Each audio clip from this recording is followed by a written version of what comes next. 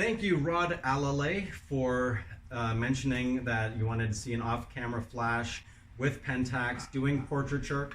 I tried to get my daughter involved. She was like, "No, I don't like being on camera."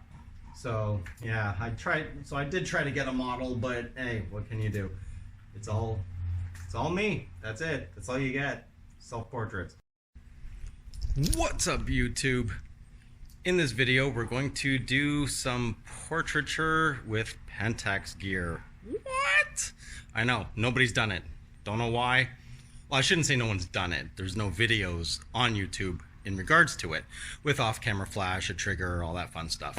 So I'm using my Godox TT350-p and Godox X2T trigger with my Pentax K-3. Now, I'm doing this in my garage. Unfortunately, my car died, so I can't actually go anywhere. If you look, the driveway's empty. I have nothing. So basically, let's just come over here. Okay, so this is the scene. Looks fantastic. All kinds of craziness, right? And I know what you're thinking. These are going to be the absolute worst portrait or self-portrait pictures you've ever seen in your life. I get that. But in this video, I'm also going to show you how you can turn that into that. Okay, maybe not that. I thought it was going to go black. Let me try that again. Nope, that's red from my thumb. Okay, anyway. It'll actually turn into this. Kinda. Anyway, getting back to what I want to do.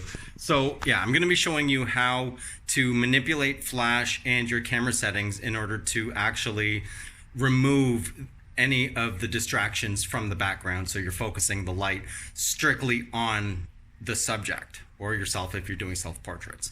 I'm just using one softbox, 24" by 24", and one single TT350p. That's it. So why don't we just dive right into the camera settings and walk you through the whole thing, because making that disappear actually is absolutely possible, and you can do it anywhere. So let's go. Okay, so the first thing that you want to do is actually just turn the camera on, obviously. And from there, you want to actually look at, you want to actually take an image. Let me just move that a little bit so you can see the screen here. So you want to actually take a picture. Now, for example, see, I'm at 1/800, ISO 100. Okay. So I just hit the green button so the camera can get a proper exposure for exactly what that background over there looks like. So if I take a picture, and let me just change this out of remote. So if you view it, you can't really see, might be able to see it.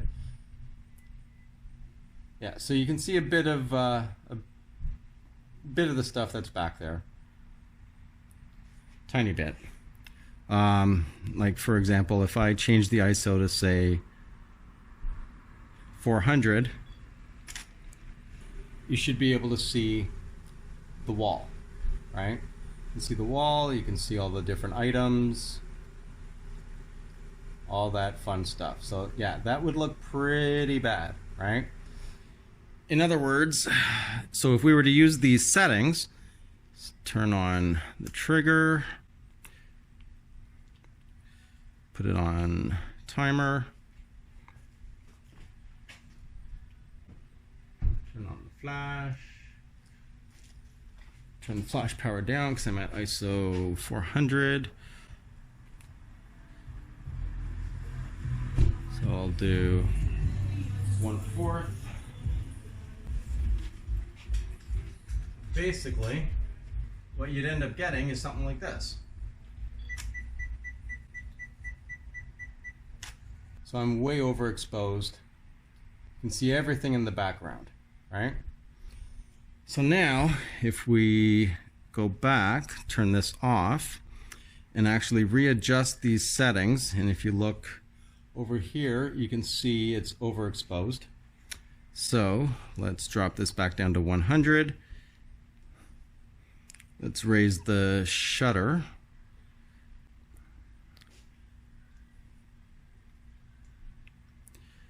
to, what was I at, 800, and take a shot. I turned the trigger off, so now it's just completely and utterly black. There's nothing there at all. I'm scrolling across, you don't see anything, right?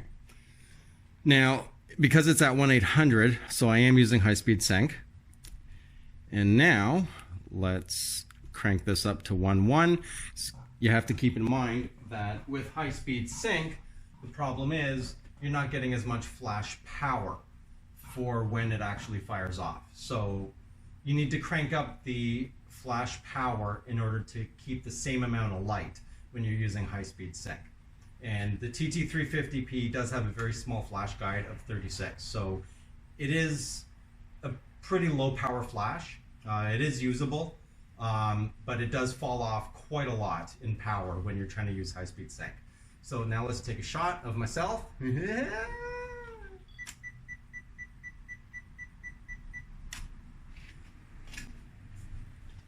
And you'll notice that the background is completely black. You can just barely see myself, so we'll actually drop the shutter speed down a tiny bit here to 1/500.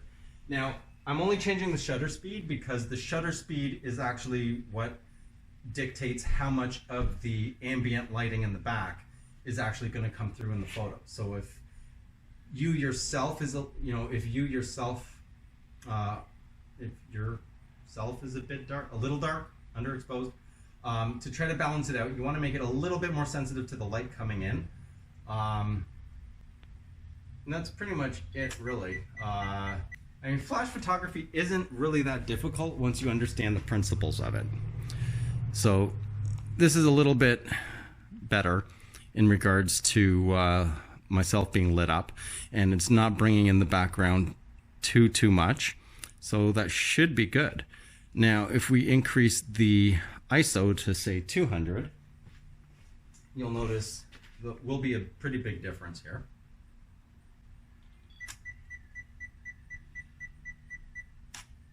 Because now you can actually see some of the background showing through. So we know that ISO 200 is too much, right? So let's increase the shutter speed to 1/1000th of a second. Probably 1250 will be better, but we'll try 1000.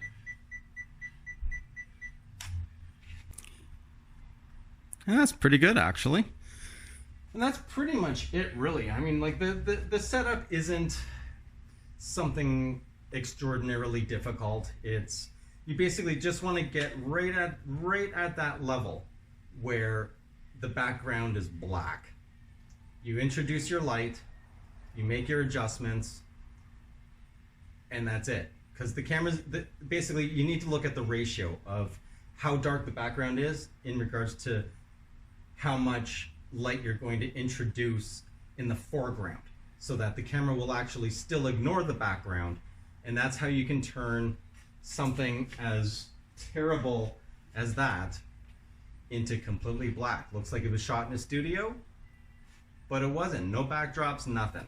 Anyway, just wanted to throw this out there, and that's pretty much it. If you like the video, leave a like. If you have any questions, comments, leave them down below. If you'd like to support the channel, I'll leave that information at the description, at the bottom of the description is what I should have said. And pretty much that's it for me. You guys will see me on my next video. I'm out.